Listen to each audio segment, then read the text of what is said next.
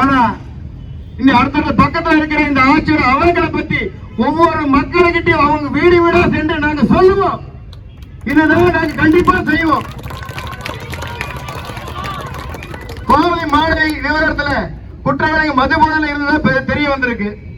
இந்த மதுவால இன்னும் எத்தனை பெண்களோட வாழ்க்கை பாதிக்கப்படணும் தெரியல. பொது இடத்துல ஒரு பெண்ணு மேல இந்த குற்றவாளிய வன்முறையை பிரயோகப்படுத்துகிறது மது கொடுத்த தைரியமா இல்ல சட்ட ஒழுங்க பாதுகாக்க தெரியாத உங்க சைலண்ட் ஆட்சி கொடுத்த தைரியமா? பதில் சொல்லுங்க மாணவர்களே, பதில் சொல்லுங்க.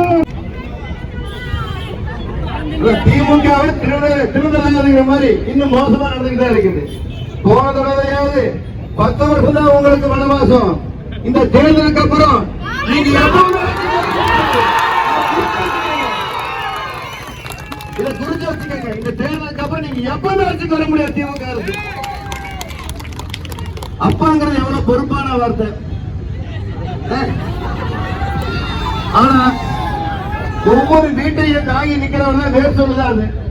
ஆனா இந்த மதிப்பு மிக்க வார்த்தைய உங்க விளம்பர மோகத்துக்காக பயன்படுத்த இந்த 4 ஆண்டு சாதனை சாதனைன்னு சொல்றாங்களே, அந்த சாதனையோட வரிகள் சொல்லவா?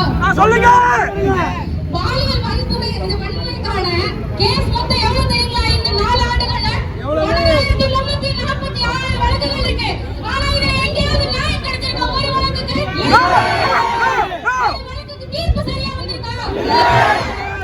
சமூக அமைப்பான கூற்றுப்படி இன்னும் பாதி சொல்லும் வெளியவே வரலையாமா. பாத்துக்கங்க.